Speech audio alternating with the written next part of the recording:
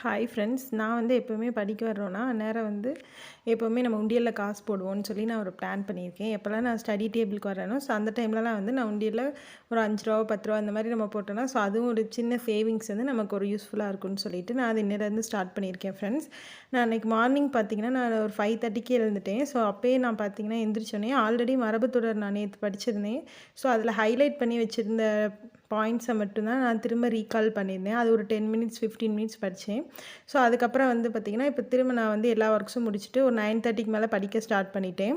நான் எப்போவுமே நேற்று படித்ததை ஃபஸ்ட்டு நான் ரிவைஸ் பண்ணிடுவேன். ஸோ அதனால் நான் நேற்று மரபுத்தொடர் பார்த்திங்கன்னா, நான் ஒரு 210 கிட்ட படிச்சிருந்தேன். ஸோ அந்த மரபுத்தொடர்களை தான் நான் திரும்பவும் மார்னிங் எடுத்து ஃபுல்லாகவே ஒருக்க ரிவைஸ் பண்ணுறேன் ஃப்ரெண்ட்ஸ். நம்ம திரும்ப திரும்ப ரிவைஸ் பண்ணும்போது தான் எல்லாமே ஞாபகமாக இருக்கும். ஸோ அதனால் நான் திரும்ப திரும்ப ரிவைஸ் பண்ணுவேன். ஸோ இப்போ ரிவைஸ் பண்ணிவிட்டு தான் நான் அதுக்கடுத்து எக்ஸ்ட்ரா ஒரு 20, 30 மரபுத்தொடர்கள் படிக்க போகிறேன். ஏன்னா நான் ஆல்ரெடி இப்போ 200 படித்ததை வரை நான் ரிவைஸ் பண்ணிட்டுறப்ப திரும்ப நமக்கு மைண்டில் ஸ்டோர் ஆகிருக்கும். ஸோ இப்போ எக்ஸ்ட்ரா ஒரு புதுசாக ஒரு 20, 30 படிச்சுட்டு நான் அதுக்கடுத்து மற்றது படிப்பேன் ஃப்ரெண்ட்ஸ். எப்போவுமே படித்ததே திரும்ப திரும்ப படிங்க. நம்ம நிறையா படிக்கணும் அப்படிங்கிறதுக்காண்டி ஏனோ தானோன்னு படிச்சுட்டு போகிறதுக்கு பதிலாக 2-3 டைம்ஸ் ரிவைஸ் பண்ணி படிங்க. நெக்ஸ்ட் டே மார்னிங் எடுத்தோன்னே ஒரு 1/2 hour ஆவது ஒதுக்கிடுங்க. நேற்று படித்ததை திரும்ப ரிவைஸ் பண்ணிக்க. அட்லீஸ்ட் முக்கியமான பாயிண்ட்ஸு ஹைலைட் பண்ணது மட்டுமாவது திரும்ப திரும்ப ரிவைஸ் பண்ணிகிட்டே இருங்க. நிறைய பேர் கேட்டிருந்தீங்க, இந்த புத்தா புக்கில் இருக்கிறத எப்படி மனப்பாடம் பண்ணுறது அப்படின்னு சொல்லிட்டு. இது நம்ம மனப்பாடம் பண்ணிலாம் படிக்க முடியாது. ஸோ அதுக்கு நமக்கு டைமும் இல்லை. ஸோ இருக்கிற டைமில் பார்த்திங்கன்னா, நம்ம திரும்ப திரும்ப ரிவைஸ் பண்ணிக்கிறது ப்ளஸ் கொஞ்சம் புரிஞ்சு படிச்சுட்டோனாலே நமக்கு எக்ஸாம் ஹால்லே ஆப்ஷன் எலிமினேட் பண்ண முடியும். ஸோ அது மூலமாக நமக்கு ஈஸியாக நமக்கு தெரிஞ்சிடும் இதுக்குரிய ஆன்சர் இதுதான்னு. ஸோ அதனால் மனப்பாடம் பண்ணணும்னு நினச்சி யாரும் படிக்காதீங்க. 2-3 டைம்ஸ் நீங்கள் திரும்ப திரும்ப ரிவைஸ் பண்ணிங்கனாலே உங்களுக்கு ஞாபகம் வந்துடும் ஃப்ரெண்ட்ஸ். ப்ளஸ் ஆப்ஷன் எலிமினேஷன் மெத்தட்லேயும் நம்ம ஈஸியாக போட்டுடலாம். எதையுமே கஷ்டம்னு ஃபஸ்ட்டு நினைக்காதீங்க. அதே போல் எதையும் ஈஸின்னு நினச்சி விட்டுறவும் செஞ்சிடாதீங்க. ஈக்குவலாக எல்லாமே படிங்க. டெய்லியுமே கன்சிஸ்டன்சியோடு படிச்சுட்டே இருங்க. நம்ம இந்த வாரம் ஃபுல்லாக படித்தோன்னா அதை நான் சண்டே மோஸ்ட்லி எனக்கு படிக்க டைம் இருக்காது. சர்ச்சுக்கு போயிட்டு வந்துட்டு ஆஃப் டே அதிலே போயிடும்.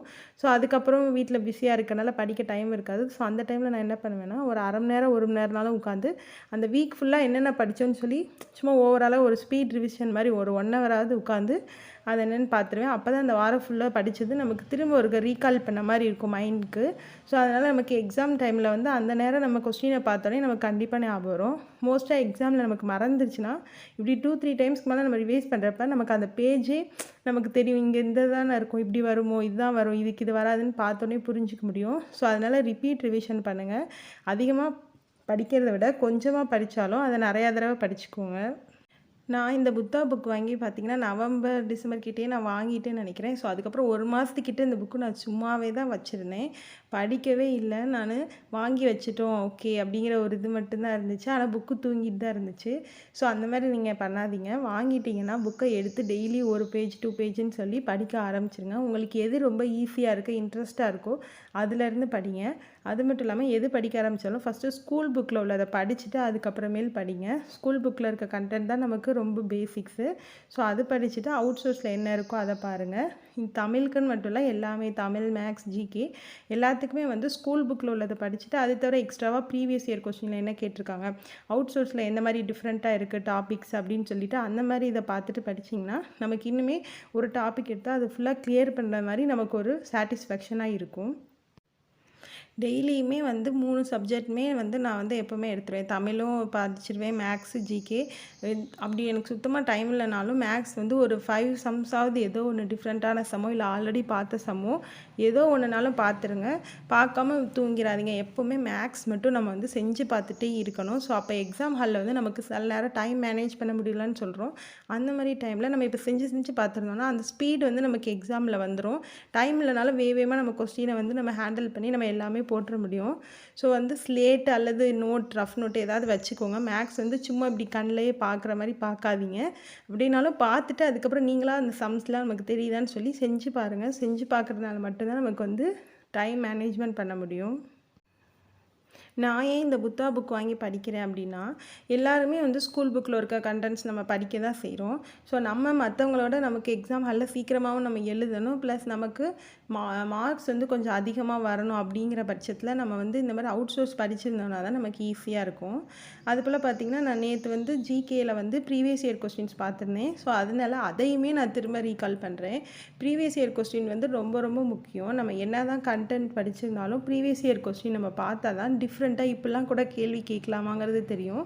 அது படிக்கும்போது நிறையா சில டிஃப்ரெண்ட்டான கொஸ்டின் நம்ம புக்லேயே இல்லாதது கூட சில டைம்ஸ் கேட்டிருக்காங்க. ஸோ அந்த கொஸ்டின் நம்ம படிக்கிறப்ப நமக்கு இன்னுமே வந்து புரிஞ்சுக்கிற தன்மை கிடைக்கும். ப்ளஸ் எப்படிலாம் படிக்கிறோங்கிற ஒரு ஐடியா கிடைக்கும்.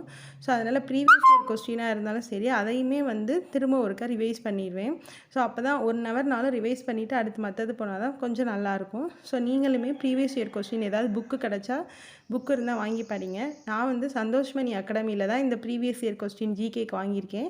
இதில் வந்து சயின்ஸ்க்குரியது மட்டும் இருக்காது. மீத எல்லா ஜிகேயுமே கவர் ஆகிருக்கும். எல்லா எக்ஸாமுமே இருக்கும். Technical service exam, group 1, group 2, group 4 எல்லாமே வந்து உங்களுக்கு டாபிக்ஸ் வைஸாக உங்களுக்கு பிரித்து கொடுத்துருப்பாங்க இயர்ஸ் போட்டு. ஸோ அதனால் ரொம்ப ஈஸியாக இருக்கும். அப்படி இல்லைங்கிறவங்க யூடியூப்பில் கூட நீங்கள் சர்ச் பண்ணிங்கன்னா, இப்போ இன்றைக்கி ஒரு டாபிக் படிக்கிறோம் அப்படின்னா, மனித உரிமைகள் படிக்கிறோன்னா உடனே அதை நீங்கள் யூடியூப்பில் சர்ச் பண்ணி பார்த்தீங்கன்னா, அந்த டாபிக் ரிலேட்டடாக ப்ரீவியஸ் இயர் கொஸ்டின்ஸ்லாம் வந்துடும். ஸோ அதை நீங்கள் ஒருக்கா பார்த்தா கூட உங்களுக்கு யூஸ்ஃபுல்லாக தான் இருக்கும்.